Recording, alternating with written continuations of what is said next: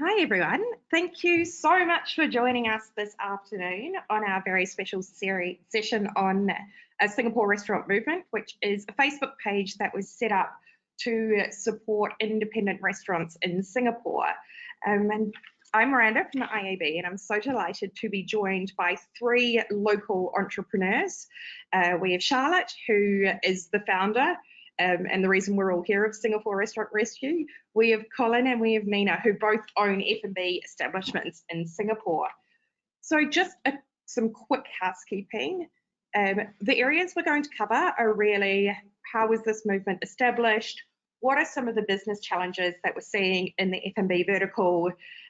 What has been the impact of Singapore Restaurant Rescue on local businesses, but also what can we learn as a community and as an industry from everything that we've seen happen over the past few weeks. So if I can ask that you all mute your microphones, everyone who's attending, and also this is interactive, so please feel free to use the chat function to send me questions.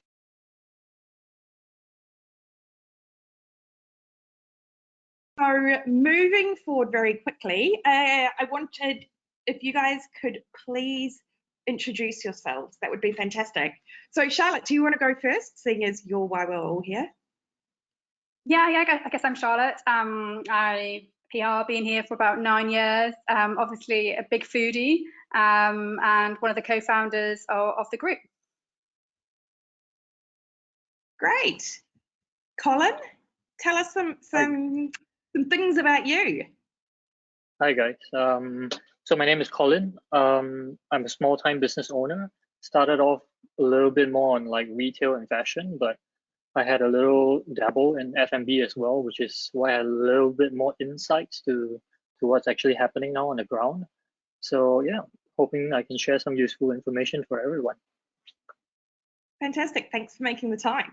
And Nina? Hi everybody, I'm Nina Williams. I'm the owner of John's Pizzeria and Bakery. We opened up our first restaurant about 1.5 years ago.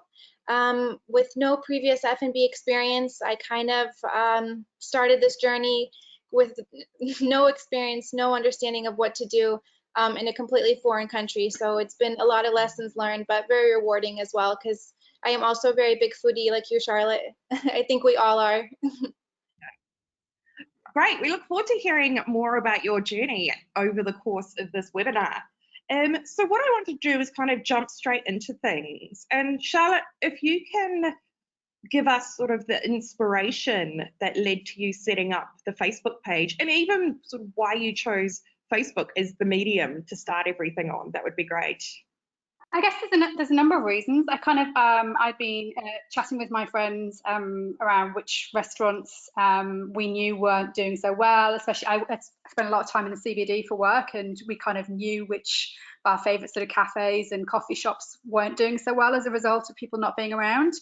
Then when I was talking to Perry, my boyfriend and co-founder, we'd seen some stats that really kind of alerted us to quite how bad the situation was. I think 90% losses or 90% reduction in sales in March, and around 80% of businesses thought they probably wouldn't last the next 60 days.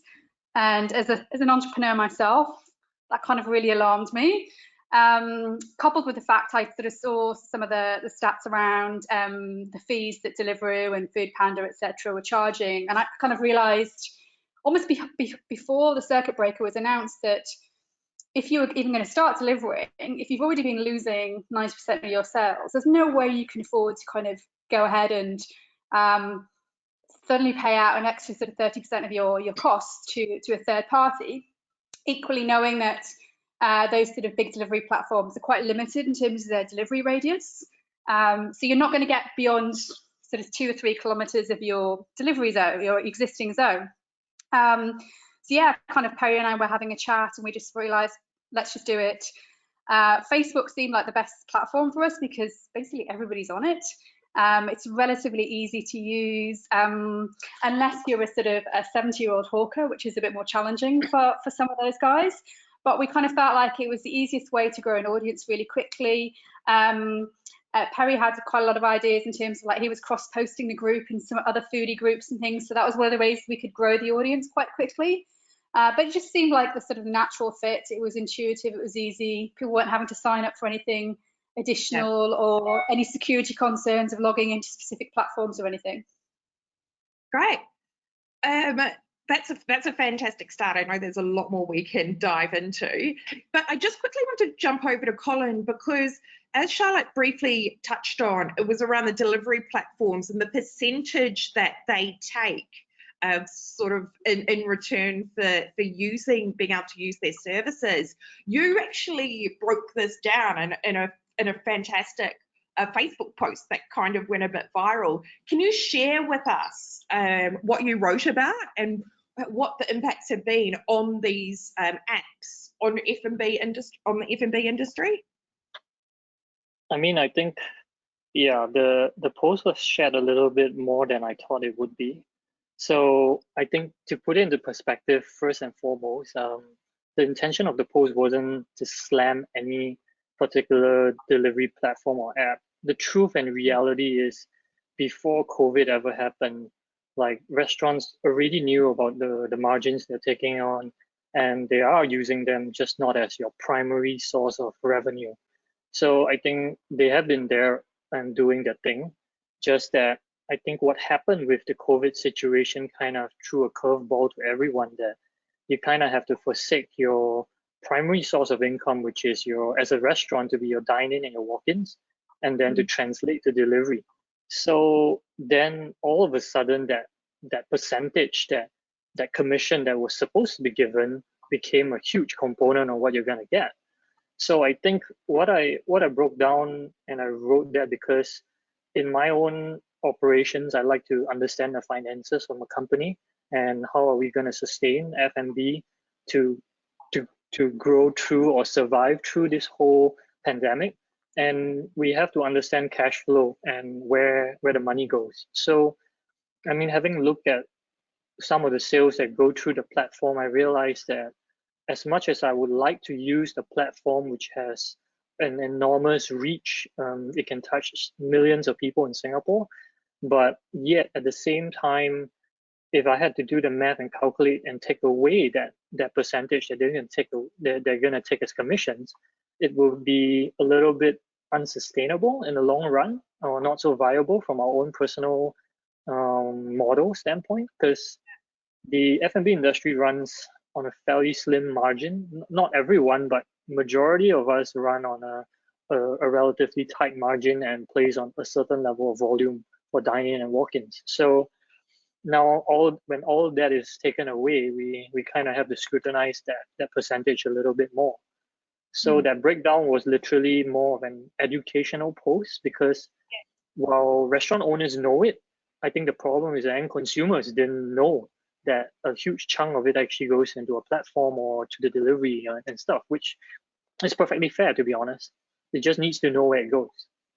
Well, I think that anyone who actually has to own a P&L, I think that it's only then do you understand all the costs that go into running a business. And it's not as simple as, you know, people saying, oh, but you must do 200 mains a night, and at $30 per main, you must be making X amount of dollars, because there's not only the hard costs, but there's always a lot of hidden costs to running a business. So I think that it's completely reasonable to really be scrutinizing what your margins are and what partners are sort of taking from that. But if I could just jump over to Nina.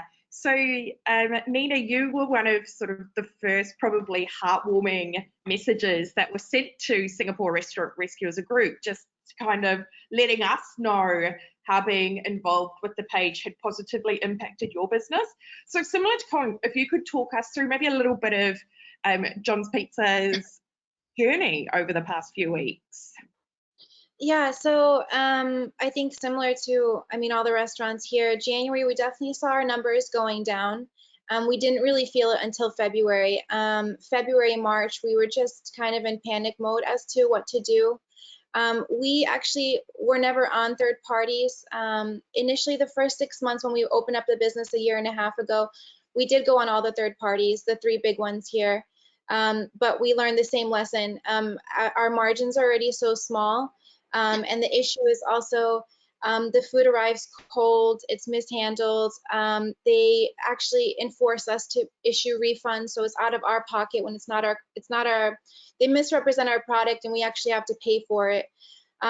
We'd always get upset customers because their drivers wouldn't show up for an hour. So we got off the third parties completely, and kind of got ahead of hiring our own drivers to do deliveries. So slowly since then, we have maybe about 40% of our business is deliveries. So because of that, when everything happened with COVID, we at least could still hold on to that percentage of our company that we already had on deliveries. But about 50 or 60% was also our dine-in customers. And so when we had that hit, we had a bigger team that was supported by that. So we started thinking how much longer we can hold out supporting everybody here. And it is a personal company because it's my baby. And so I know all of our staff individually. I know all their stories. We have single moms. We have retirees making extra money. We have Grab drivers that are just picking up a few hours. We have so many different stories. And so I am personally invested in all our staff, and it was really challenging times to just figure out how we get through this and not knowing when the end is, not really seeing a light. So somebody added me to this Facebook group, and I was actually at fair price at the moment, getting like last minute supply because Red Mart won't deliver to us anymore. There's no delivery slots. And I thought, okay, let's give this a try. So I just uploaded some photos, and overnight, actually the group just changed our business completely overnight. So we were getting so many positive messages, emails, comments on the post. And normally as F&B owners, you hear usually the bad stuff. I would say most of the feedback is when something's wrong or missing or cold, or customers are upset. Sometimes you hear good, but having so much encouragement in a time when we were all kind of just burnt out and tired and not really knowing what our next step is really was really humbling and very encouraging to our whole team. So we did read all the messages together that we would get, all the positive feedback. So not only from an emotional standpoint was it really amazing for our restaurant, but financially it changed overnight. So the Facebook group really has changed our business, and I don't know where we would be if it wasn't for that post and that group. Wow. You make me a bit teary now. No, we were very emotional. We had very emotional moments. It's been really amazing. And just seeing how kind the community is, because really for the long time you kind of get beat on the head all the time for all the mistakes. And then just hearing the positive side of it, really for all our staff, because they're all so tired at this point, just keeps them going, and it's very encouraging for them to hear. Look, I think that certainly is those messages from business owners that keep the admins. There's only 5 admins on the page that keep us doing this on top of our day jobs. But I really want to just, Charlotte, kind of steer this back towards you around. This took on a life of its own, and I understand that as someone who is a strategist and does work directly with brands, you know a lot of the secret sauce, but I don't think anybody had any idea that this would hit over 70,000 people in 10 days. We're talking numbers that any brand manager or CMO would give their right arm for. So talk about how this kind of accelerated and what you think was made this so successful over more of a commercial option, really. Yeah, I mean, I think although I'm a strategist, I can't say there was too much strategy around this. We kind of didn't think about, okay, we didn't think we were going to be still in CB in the end of June, for example. But when we kind of started, there was a few things that we felt were really important to make the group really run efficiently. And one of them was the feedback, that we didn't want it to be a platform for feeding back a bad service to any restaurant. I sort of advise clients on innovation and strategy, and some clients are pivoting their businesses, but no businesses have ever had to pivot sort of over a weekend. and suddenly figure out how you're going to replate this, which dishes are going to be able to travel, what packaging do I need this to sort of be delivered in. And I really felt the businesses were going to be under pressure to be able to do that, and we didn't want, you know, one bad delivery to knock the reputation of any business. So that was really important, to kind of basically say no bad feedback at all, feed it back to the restaurant, so they can change their packaging, so they can take something off the menu, so they're not leaving unsatisfied customers. So that was kind of quite key, that the page was very positive. I think from a real sort of engagement perspective, you know, we talk so much about authenticity to clients, and it's very hard to really be authentic all the time. But this page is run because there's a real passion for food, for a start. I think people can see the honesty and authenticity from the business owners. You can feel that in a lot of the messages, and you can feel that in the sort of a lot of the feedback people are getting, and you can't fake that. And you know, we sort of start to introduce a few things that we thought would sort of help the businesses as well. So things like the polls we ran. So yeah, two restaurants have said to me specifically, we have no idea how busy we're going to be. I know one restaurant was doing sort of big Sunday lunches for Easter. They sold out by the Wednesday before the weekend. No, I remember before Easter, there were like 5 restaurants because they'd been recommended, and they all sold out. Yeah, so I kind of doing their polls to kind of anticipate when they might be able to plan resources. I think maybe it helped some of them. And another couple of restaurants got in touch with me. We think our sales might be down because we're not on a platform. We're only taking WhatsApp messages. So putting that poll, which actually kind of surprised me with the results. But basically, majority of customers were quite happy to text their order through, because you keep a transaction details. You can be very clear, this is what I've ordered.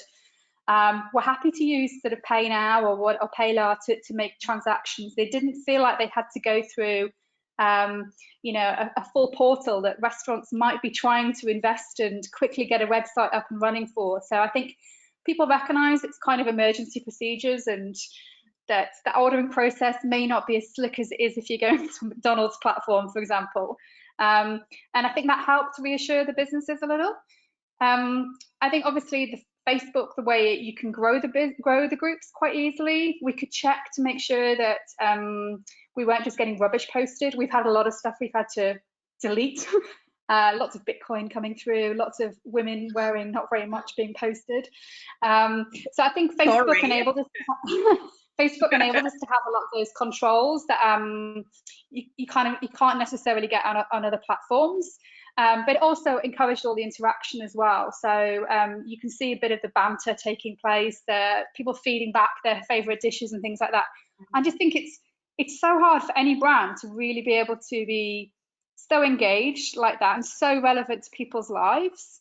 And genuinely, you know, food brings us joy. All of us are in a pretty bad place at the minute to varying degrees. And I think that, you know, every morning I think about what we're going to order, or what we're going to cook. Am I going to get a delivery from Red Mart or Fair Price or something? So I think food has become so much part of our lives that, you know, if we did this any other time of the year, it probably wouldn't have the same impact, to be honest. But I think lessons in terms of authenticity, creating communities, so creating dialogue between customers, between businesses.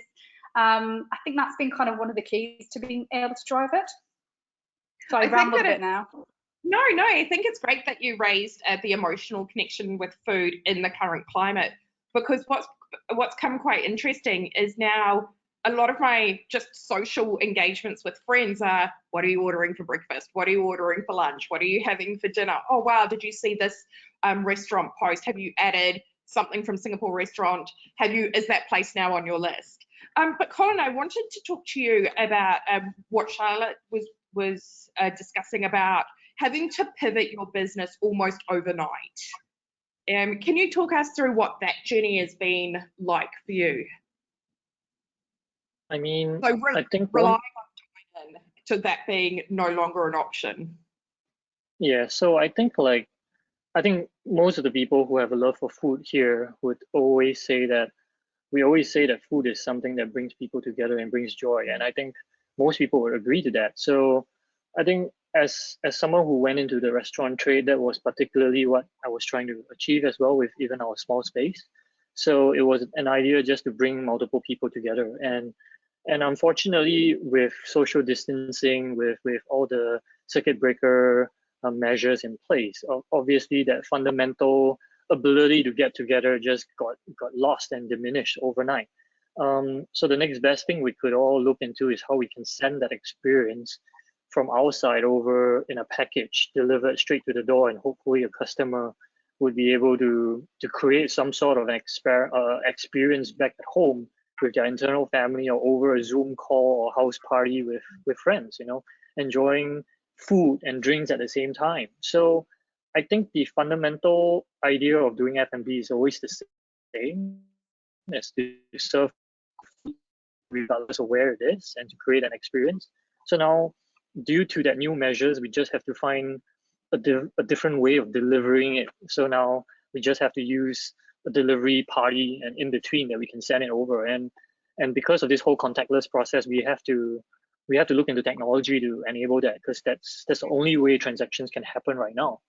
So I think the problem is most F&B startups and founders have originated from a very traditional mindset that, it's food. You have a retail space, you build a kitchen, you hire a team, you do a setup, you have a menu, you encourage people to dine in, and you have service. But once you take everything away, so what exactly are you going to serve? It's still at the end of the day good food, right? So we have to understand that in the world of business, everything changes all the time. So it just happens so that in the F&B business, a lot of things didn't change for a long time, but now we're just hit with one pandemic, and then everything changes overnight. So I just feel that no matter in whatever size of F&B we are, whether we're just a small hawker store, or we're a single outlet, or we're a big chain with 20 outlets across Singapore or internationally, we definitely just need to adapt to changing consumer patterns, adopt technology at a faster rate.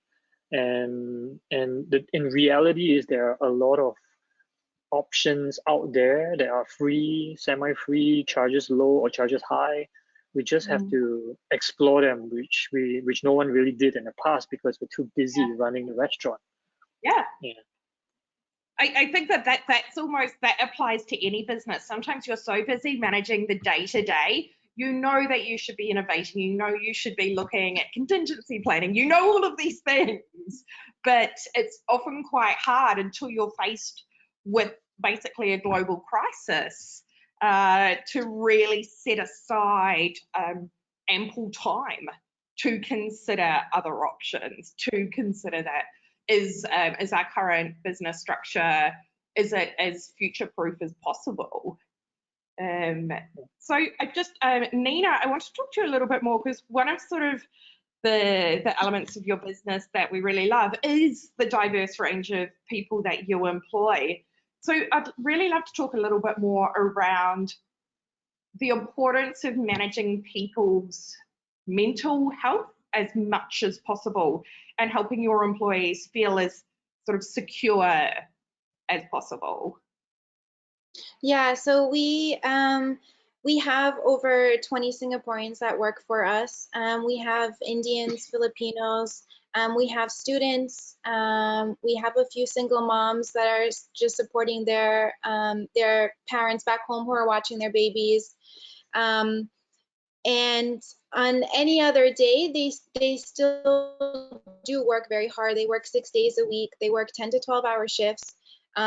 So when it goes from like 0 to 100 overnight, they're working even harder. And some of their spouses are also in other F&B, have F&B jobs here in Singapore, and they've lost their jobs, or their salary has been cut in half. And so they're also in panic mode because they see their friends are in F&B, they hear these stories of people losing jobs.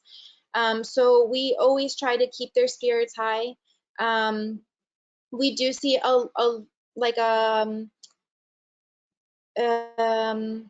we see a future for John. So for us, it's not important to make profits, especially in a time like this.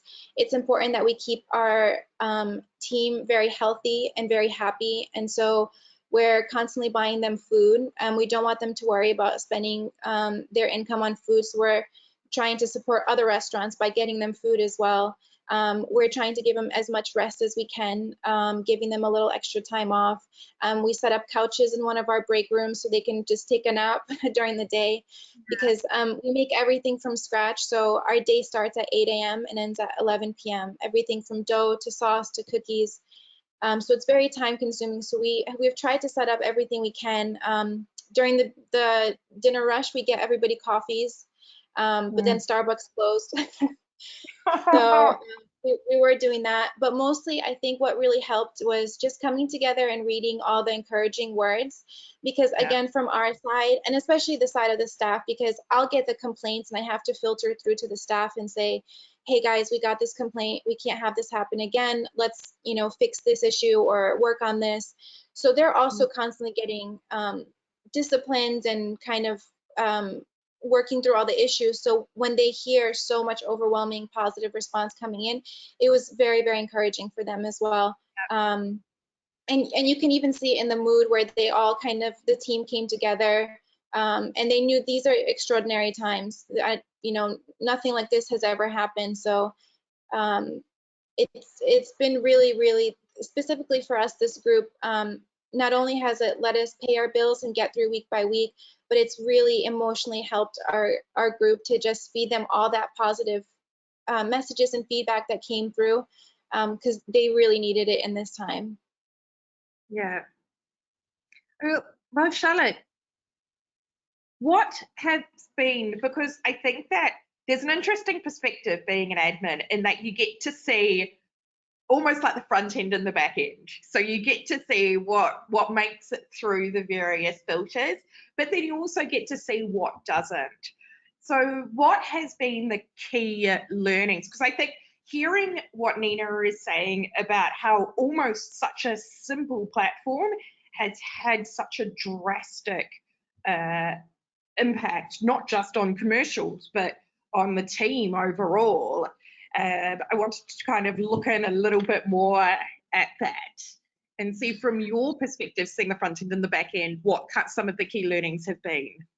I think there's a few things. I think sort of as admin, we kind of had to evolve the rules a little bit as we went on. Initially it was kind of like 2 or 3 of us, then you and Laura and Sharon sort of volunteered to step up and help us manage as well.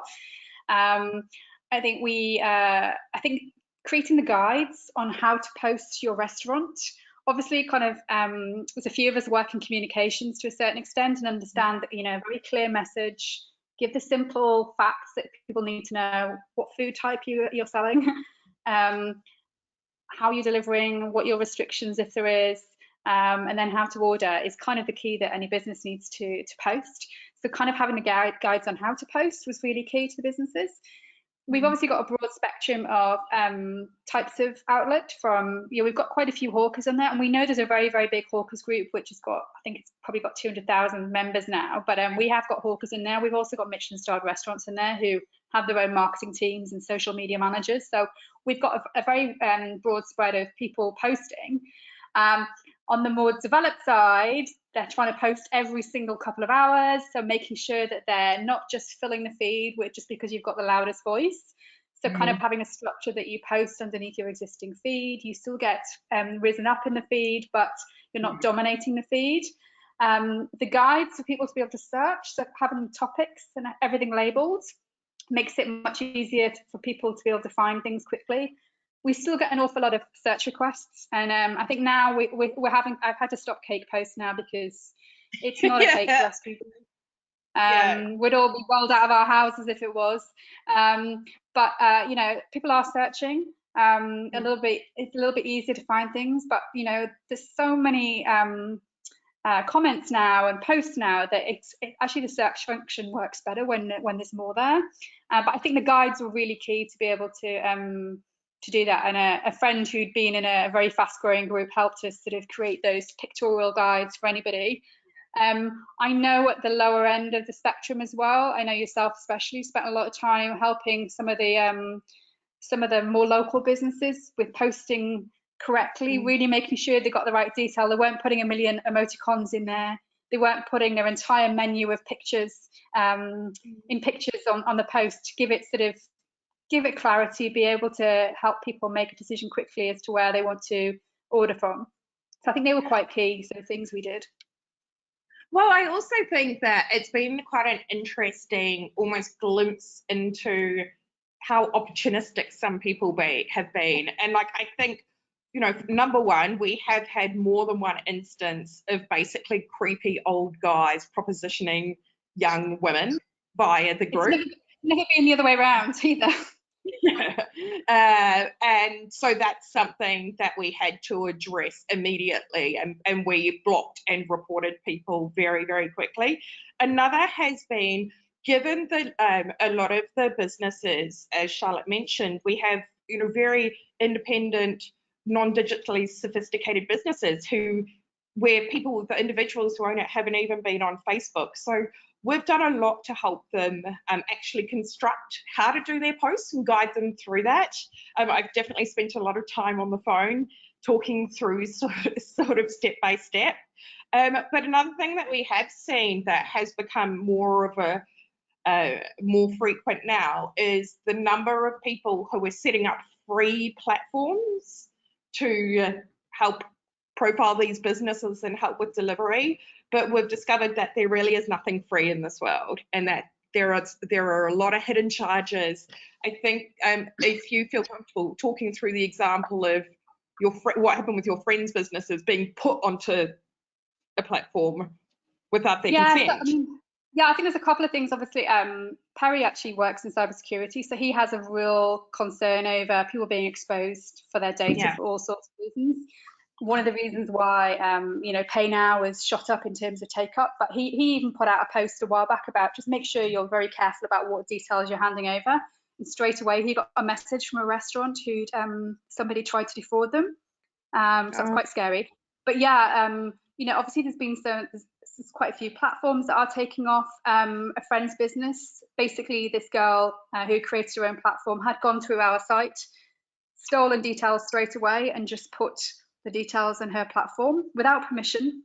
I think, to be honest, she was naive rather than clearly opportunistic. But you know, we've never been about anything commercial within this. And we don't have the bandwidth to be able to filter every single opportunity that is presented to us. We probably had 70 different platforms try to come up with their things. Lots of businesses trying to sell. Google Pay, all sorts of payment platforms, everything you can imagine to do with F&B, and we've just said no.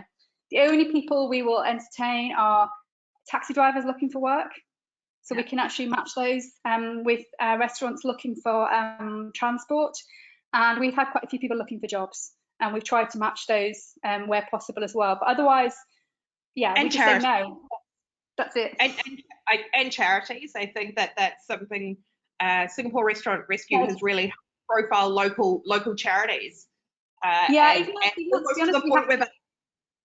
We've helped too much. We have to be careful because you know, there's some very well established charities who are supporting workers and frontline workers. The migrant workers and frontline workers. But then there's also very grassroots. There's a couple of the Indian restaurants obviously supporting them. To be honest, they were just seeking cash donations, just buy some meals. Now, we have no way of verifying that your $2.50 you're spending given to this restaurant is actually going to end up in their hands. So we kind of had to make sure we got disclaimers. I think everybody's trying to do the right thing, but even with the charities, we have to be a little bit careful, protect people, that it's not necessarily a wholly endorsed donation on our part. But people are obviously conscious. People are trying as hard as they can to support those who need it within our communities. Spot on. So we're just in our last 10 minutes, so I want to start looking towards the future and what all of this means. So Nina, do you think it's viable to move more into delivery when all of this is over, or do you think that just based on dining, and is it the right assumption that dining customers have a greater profit margin because you don't have the additional just even having to organize delivery people and all of that, and the fees and the time and everything that goes into it. Do you think you'll return back to the business model that you had pre-COVID, or do you think that John's will look different? And how do you think it will look different? Definitely the profit margins are much better for dine-in customers.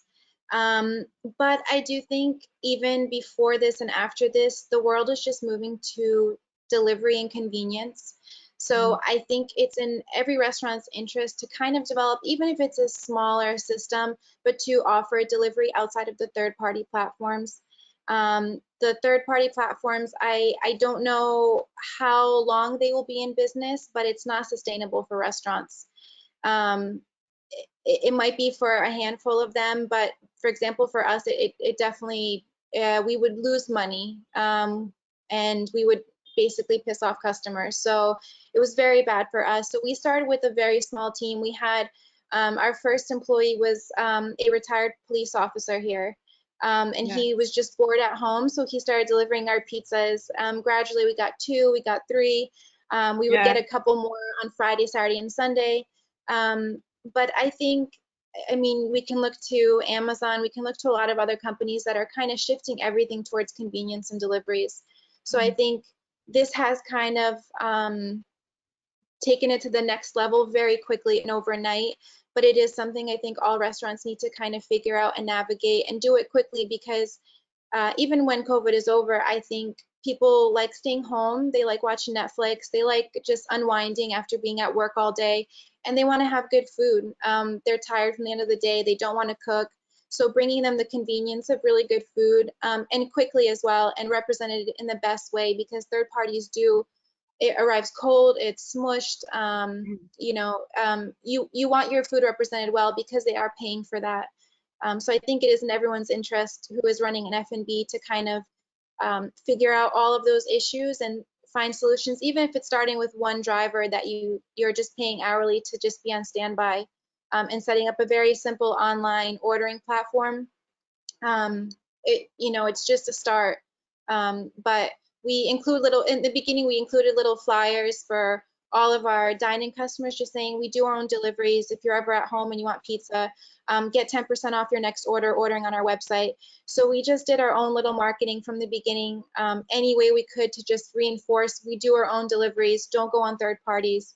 But it took us a long time to get here, a year and a half later, and only because of this Facebook group did we gain so many new customers. That would have been such an uphill battle to even get their attention in the first place, that we do our own deliveries. Because Colin mentioned it earlier, it's kind of changing the mindset of people in Singapore, because generally most restaurants don't do their own deliveries. If you're hungry, you go on Deliveroo or you go on Food Panda. You don't actually go direct to the restaurant's website or see if they do their own delivery. So just changing consumers' mindset, and I think this was a huge platform to do it, and to show restaurants can handle their own deliveries. Fantastic. So Colin, I wanted to talk to you, but as you're a serial entrepreneur, so you actually have multiple businesses in different verticals, so with different specialties and completely different audiences. And so I wanted to ask the same question to you, but from a perspective as a multi-business owner, around what do you see happening post-COVID for you? I think just globally, or just in general as a trend, what Nina said is true. Like, convenience is that secret little word. Most of the big companies are all progressing towards better convenience for customers, and customers know for the convenience they have to pay a fee, a small one or a big one, for the convenience. So the world is just going to be progressing in that direction, and everyone, regardless of whether you're an F&B owner or you're a retail owner, you just gotta understand that the old traditional model of being just brick and mortar is, I won't say it's extinct, but you have to explore hybrid models now.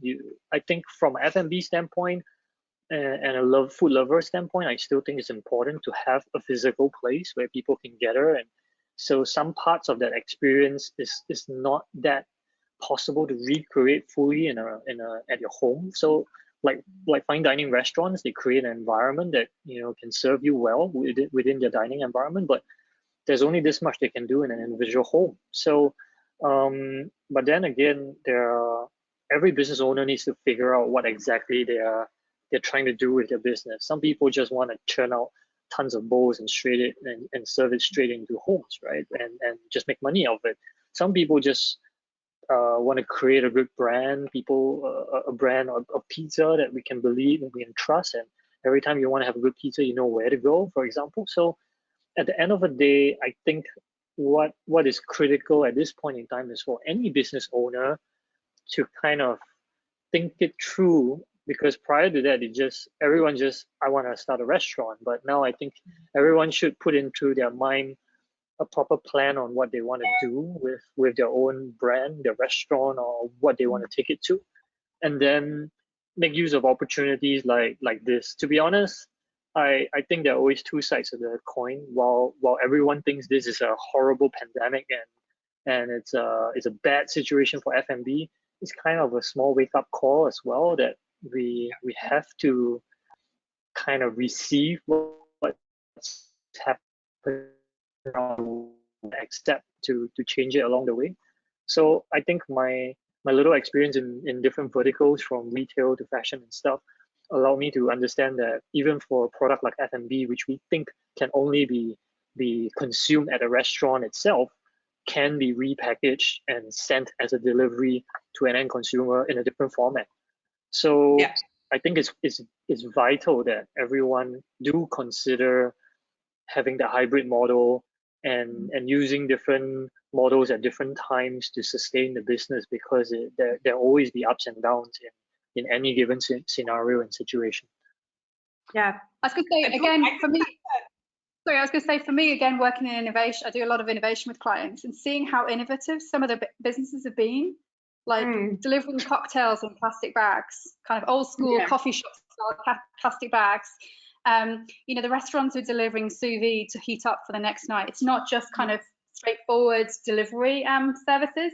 I know there's quite a lot of businesses who are doing the kind of prepared food that you can cook a couple of days later.